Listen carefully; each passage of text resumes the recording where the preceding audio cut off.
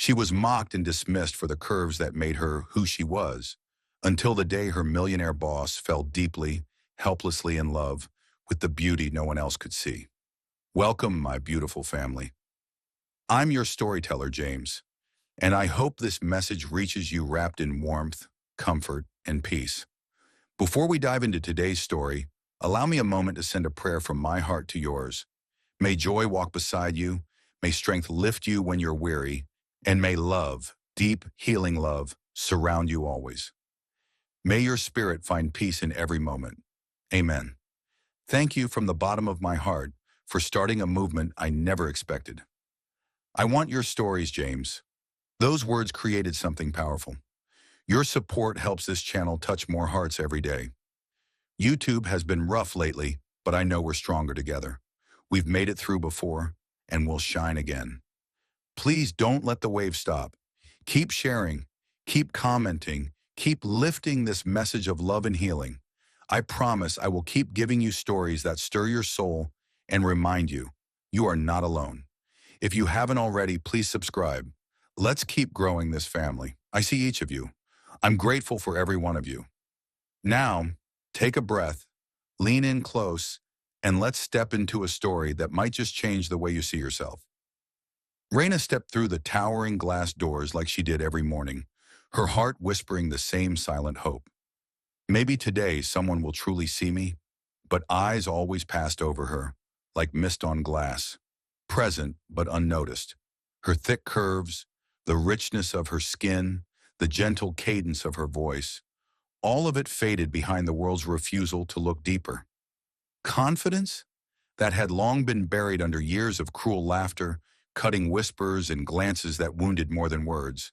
Her curves were once her mother's pride. As a child, she'd twirl in her yellow dress, giggling as her mother called her, "my little moonflower," praising her beauty and power. But time and ridicule had stolen that pride, leaving only ache in its place. Her stepsisters? Cruelty in human form. Whale, they'd spit in passing.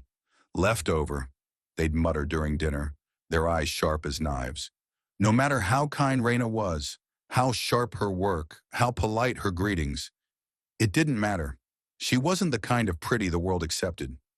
In the office, she worked in quiet corners, her life folded into spreadsheets and silence. No lunch invitations, no holiday greetings. She wore modest clothes, simple makeup, and spoke softly.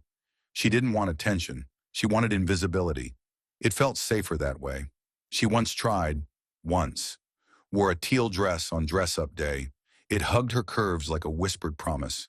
By noon, she was in the bathroom crying, overhearing, "Does she think she's Beyoncé?" Her reflection that day wasn't ugly. It was broken. Bit by bit, the whispers became her truth. Too much, too big, too invisible. No man would ever see her, not truly.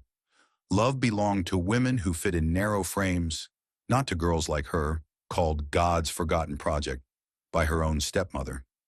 So she buried herself in work, arriving first, leaving last.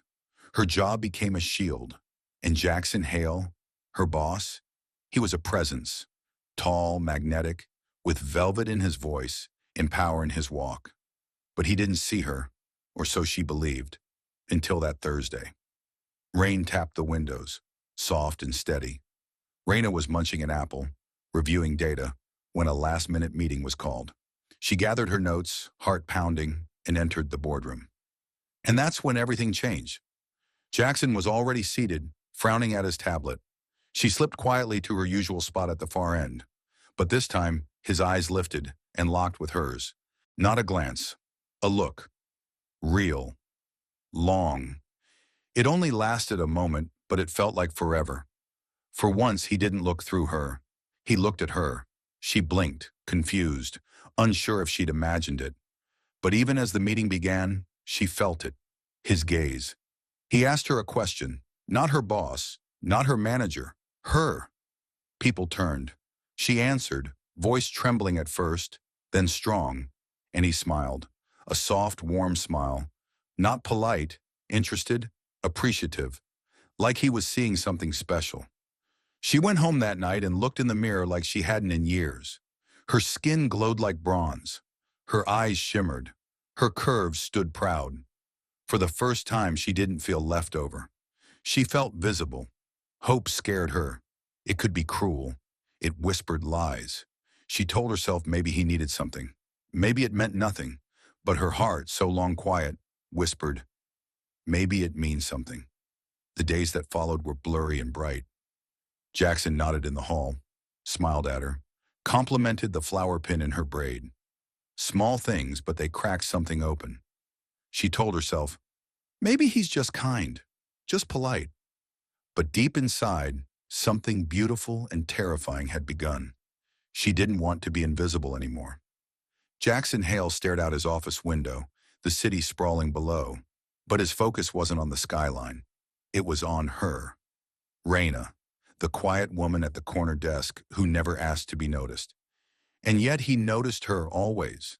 To the world, she was background, unseen, but to him, she was art, graceful, powerful, a kind of quiet magic he couldn't explain.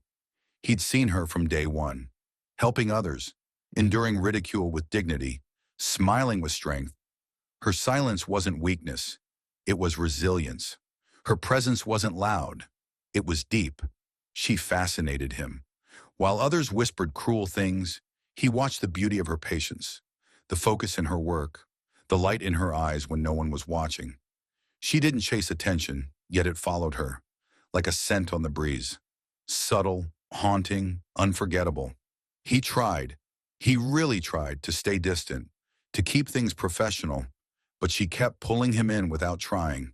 Her nervous laughs, the way she bit her lip in concentration, the way her fingers tapped when she understood something. He caught himself smiling at things she did when she wasn't even speaking to him. Once she dropped a pen and blushed as she picked it up. He had to look away, heart thudding, a ridiculous grin tugging at his lips. This wasn't supposed to happen. He was a focused man, a powerful man, but she scattered his control.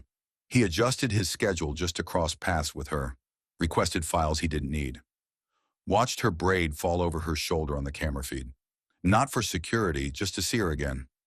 One morning it rained. She came in late, hair a little frizzy, cheeks flushed. She wore maroon, and he couldn't look away. In the middle of a meeting, he lost his place, distracted by her, just sitting down. That day he knew. He wasn't just intrigued, he was lost, captivated, enchanted. But still he held back, not because he didn't care, but because he cared too much. He didn't want to scare her. He wanted to lift her. She had walls, he could see them. He didn't want to knock them down. He wanted to be invited inside. And so he waited, quiet longing in every heartbeat, until the day the elevator changed everything. It had been a long day, meetings, tension. He stepped into the lift and pressed his floor when suddenly her hand slipped in, stopping the doors. Their eyes met. She froze, but he smiled and said, "Come in." She clutched a folder to her chest, stepped inside. The doors closed. They were alone. And something in the air shifted. She smelled like citrus and something soft. He noticed. She noticed his jaw was tight. Neither of them said anything, but everything was loud. Then the elevator jolted. Just a hiccup, but she gasped and stumbled. He caught her, gently, hands on her arms. Their eyes met again, and this time, they stayed. "You okay?" he asked, voice low, careful. She looked into his eyes, really looked, and didn't look away. "Yes," she whispered. He smiled. Real, honest. Good. But they didn't move. The elevator started again, but everything between them had changed. When the doors opened, she stepped out first, heart hammering. He stayed behind, breath uneven, watching her walk away. Alone in the lift, he exhaled slowly. That moment broke the silence, broke the distance. There was no pretending now. They had seen each other, really seen. The silence would never be enough again.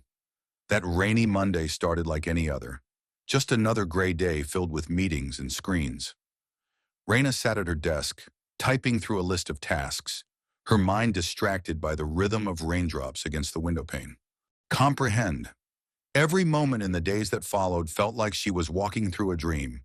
one stitched together by all the pieces of self-worth she had never been allowed to keep. She could still hear Jackson's voice in her mind. "You're safe here. You're beautiful." And each time, the ache in her chest lessened, just a little. At work, the atmosphere had shifted. The usual sharp-edged laughter had softened. No one dared to mock her anymore. Some were kind out of guilt, others out of fear. But a few began to see her differently, with a quiet respect that she never imagined possible. The whispers had turned into hushed awe. "Did you see what Jackson did? He defended her like she was someone important." But that was the part that kept Raina up at night. Why had he done it? She stood in front of her bathroom mirror one morning, the soft light catching the damp curls clinging to her neck. Her reflection looked the same, still curvy, still awkward. But something in her eyes had changed. There was strength there now, a spark, a seed that had been planted in Jackson Hale's presence and was slowly beginning to bloom. Still, the questions nagged at her. Why her? What did he see? And more terrifying than anything else, what if she let herself believe in this, only to be shattered all over again? She walked into the office later that morning, with her shoulders held just a little higher. Jackson wasn't there when she arrived, and part of her was relieved. She wasn't sure she could face him again without her knees betraying her. Not yet. Not when her heart still trembled from the memory of his gaze, his words, the way he had looked at her as though she mattered more than the company, more than the opinions of everyone else in the room. By lunchtime, the buzz of the office had started to settle into a rhythm again, and Raina finally began to focus. But then her phone vibrated. A message. Short. Director. Jackson Hale. Meet me in the rooftop garden. 12:30. Please. Her heart leapt into her throat. The rooftop garden was his sanctuary. Everyone knew that. No one went up there without an invitation. It was where deals were struck, where the press was never allowed, where silence and sky met above the chaos of the city. She looked at the clock. 12:14. Panic settled in. She freshened up quickly, smoothing the lines of her blouse and steadying her breath. But her fingers still trembled when she pressed the elevator button. When the doors opened to the rooftop, the soft scent of blooming jasmine met her first. The wind tugged playfully at the edges of her hair, and for a moment she just stood there, the weight of uncertainty pressing into her chest. Then she saw him. Jackson stood near the railing, his back to her, looking out over the skyline. He was dressed more casually today. No tie, sleeves rolled, his dark hair slightly tousled by the wind. When he turned, his expression softened instantly. "You came, Misharm," he said. She nodded, swallowing past the lump in her throat. "You asked." For a moment, silence stretched between them, and then he spoke, quiet, certain, and impossibly vulnerable. "I meant it, Raina," he said. "What I said the other day. I've never said something like that and meant it more. You are beautiful, not just outside, though I'd argue anyone with eyes could see that, but the way you carry all that pain and still smile, still try. You have no idea how rare that is." Raina looked away, blinking quickly. "I don't understand why you're saying this," she whispered. I'm not like the women you're used to. I'm not polished. I'm not perfect." Jackson stepped closer. "Perfect is a lie people sell to feel better about their own emptiness. You're real, Raina, and that's what I see." She met his gaze and for the first time let herself look, really look, into the eyes of a man who wasn't trying to fix her or pity her. A man who simply saw her, wanted her, exactly as she was. And with the city below them and the wind carrying away her old fears, Raina allowed the possibility to bloom fully for the first time. Maybe this wasn't just a passing kindness. Maybe this was the beginning of something real. And maybe, just maybe, she deserved it. Willing to wait, to walk beside her as she processed it all, step by painful step. Jackson knew love couldn't heal every wound overnight. It couldn't erase a lifetime of rejection or fill every gap left by years of emotional neglect. But it could hold her through it, and that's exactly what he did. He held her hand every time a call from her mother went unanswered. He held her tighter when her stepsister's words echoed in her mind late at night. And most of all, he reminded her through every kiss, every gentle touch, every unwavering look, that she was no one's afterthought. She was his beginning, his choice, and his everything. Still, the silence from her family gnawed at her. Rhea had thought that finding love would mean finally being seen by them, finally being enough. But it was becoming painfully clear that some people only loved you when you stayed small, when you didn't outshine them, when you stayed exactly where they left you. Rhea wasn't that woman anymore. And one night, it all came to a head. She and Jackson had returned from a charity gala where she had been the guest of honor for launching a body-positive mentorship initiative. Her speech had gone viral. Thousands of women had written in, thanking her for her bravery, for finally saying the words they had never had the courage to speak aloud. But that same night, when she checked her phone, she saw a text from her mother. "Don't let this go to your head. Not everyone appreciates a woman putting herself on display like that." The words hit harder than any public comment ever could. Not because they were cruel, but because they were expected, because they were familiar, because even in her moment of triumph, her mother couldn't say she was proud. Rhea put the phone down quietly, her hands trembling. Jackson was watching her from across the room, his tie already undone, his eyes full of concern. "She saw the speech," Rhea said, her voice barely above a whisper. "She didn't say anything nice. It's just that." Jackson walked over, cupping her face, his thumbs brushing away the tears she didn't even know had started to fall. "She's wrong," he said firmly. "She's so wrong, Rhea. And one day maybe she'll realize that. But you don't need to wait for her permission to be proud of who you are." "I just wanted her to say she was proud," she choked out. "Just once." "I know," he whispered, pulling her into his chest. "But I am. Every single day. For the woman you are, and for the fire you're still learning to see in yourself." That night, Rhea cried, not because she was broken, but because she was finally letting go of the weight she had carried for so long. She wasn't crying over the loss of her family's approval. She was mourning the years she had spent trying to earn it. From that moment forward, she stopped waiting for them. She focused instead on building something new, with Jackson, with her growing circle of supporters, and most importantly, with herself. She learned that healing didn't mean forgetting the hurt. It meant choosing not to let it control you anymore. And Jackson? He stayed by her side through it all, proudly, fiercely, loving her not just in the quiet moments, but in the loud, messy ones too. In every room they entered together, he didn't just stand next to her, he stood with her, letting the world know she wasn't just the woman he loved. She was the woman he admired. In time, Rhea's story became more than just a headline. It became a movement, a testimony, proof that real love doesn't require perfection. It only requires truth, courage, and the willingness to stand tall, even when others try to cut you down. And with Jackson, Rhea wasn't just standing. She was soaring each other when the world turned away and choosing again and again to stay. By the end of the night, as candles flickered low and the stars blinked lazily overhead, Raina and Jackson slipped away from the ballroom hand in hand, laughter and soft music echoing behind them like a lullaby. They didn't need the crowd, the praise, or the grandeur. What they needed was each other, quiet, steady, and real. Inside their honeymoon suite, the world softened. Raina kicked off her heels and Jackson loosened his tie, their eyes never leaving one another. She looked like the love story he'd always searched for, and he looked like home. "You ready for forever?" he asked, cupping her cheek. "I already chose it," she whispered, stepping closer. "I chose it the moment you saw me when no one else did." He kissed her then, not just with love, but with promise. The kind that didn't fade after vows or fireworks. The kind that lingered in the spaces between silences, that spoke in heartbeats and touch. Outside, the city hummed in the distance, but inside, two souls rested in the peace of hard-won joy.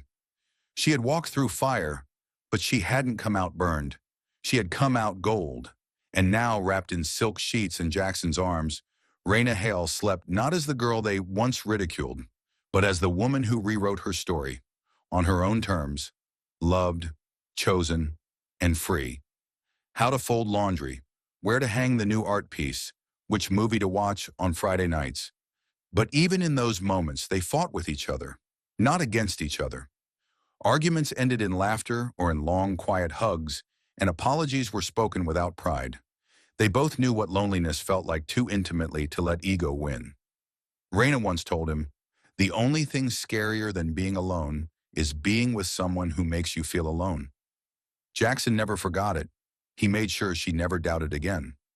He left post-it notes on the bathroom mirror. "You're beautiful, even before coffee. You're stronger than you know. Your love is my miracle." And Raina, she filled his lunch bag with notes too, sometimes serious, sometimes silly. "I believe in you. Don't forget, your tie is on backwards again. P.S. I'm wearing your shirt. Come home early." They created rituals.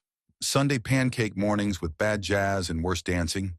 Tuesday night, candlelit takeout when neither of them could cook but both wanted romance. Rainy days meant movie marathons and floor picnics. Sunny ones meant city walks and hand-holding like teenagers. They built a marriage where softness wasn't weakness, but strength, where vulnerability was currency, where intimacy was measured not just by touch, but by the depth of being known. And through it all, Jackson never stopped seeing her.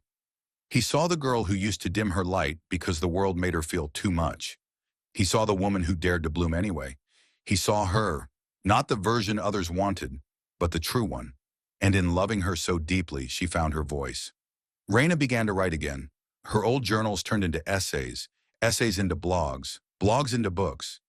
She wrote about healing, about quiet strength, about the beauty of softness in a hardened world. Women from around the globe reached out to say, "Thank you for writing what I didn't know I needed to hear." One day at a book signing filled with women wearing her words on their sleeves, literal quotes on t-shirts, Jackson stood in the back, his hands in his pockets, watching his wife light up the room. The same girl who once sat in the back of meetings ignored. Now commanding a room, not with power, but with truth. When she spotted him, she mouthed, "You came." And he mouthed back, "Always." They didn't need fairy tales to define their love. They had scars and second chances. They had long days and soft nights. They had whispered prayers and loud laughter. They had each other. And that for them was more than enough. Because real love, deep, soul-altering love, wasn't made in grand gestures alone. It was built in the quiet, in the daily choosing, in the steady knowing. It was in the way he reached for her hand without thinking. The way she saved the last bite of dessert because it was his favorite. The way they stayed.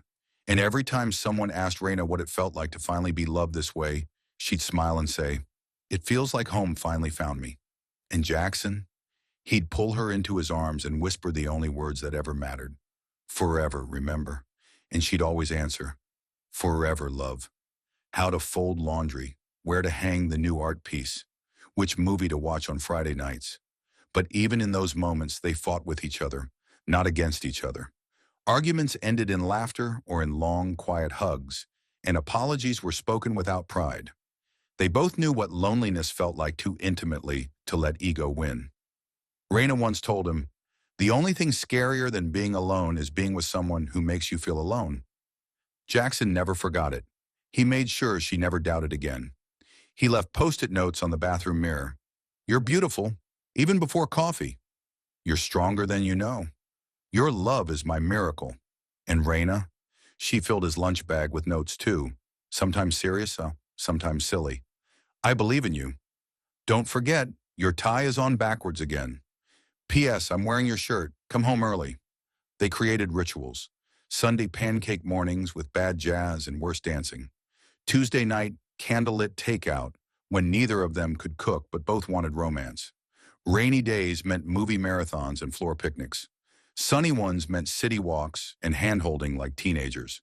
They built a marriage where softness wasn't weakness, but strength, where vulnerability was currency, where intimacy was measured not just by touch, but by the depth of being known. And through it all, Jackson never stopped seeing her. He saw the girl who used to dim her light because the world made her feel too much. He saw the woman who dared to bloom anyway. He saw her, not the version others wanted, but the true one. And in loving her so deeply, she found her voice. Raina began to write again. Her old journals turned into essays, essays into blogs, blogs into books. She wrote about healing, about quiet strength, about the beauty of softness in a hardened world. Women from around the globe reached out to say, "Thank you for writing what I didn't know I needed to hear." One day at a book signing filled with women wearing her words on their sleeves, literal quotes on t-shirts, Jackson stood in the back, his hands in his pockets, watching his wife light up the room. The same girl who once sat in the back of meetings ignored, now commanding a room not with power, but with truth. When she spotted him, she mouthed, "You came," and he mouthed back, "Always." They didn't need fairy tales to define their love. They had scars and second chances. They had long days and soft nights. They had whispered prayers and loud laughter. They had each other. And that, for them, was more than enough. Because real love, deep, soul-altering love, wasn't made in grand gestures alone. It was built in the quiet, in the daily choosing, in the steady knowing. It was in the way he reached for her hand without thinking, the way she saved the last bite of dessert because it was his favorite, the way they stayed. And every time someone asked Raina what it felt like to finally be loved this way, she'd smile and say, "It feels like home finally found me." And Jackson, he'd pull her into his arms and whisper the only words that ever mattered. "Forever, remember?" And she'd always answer, "Forever, love."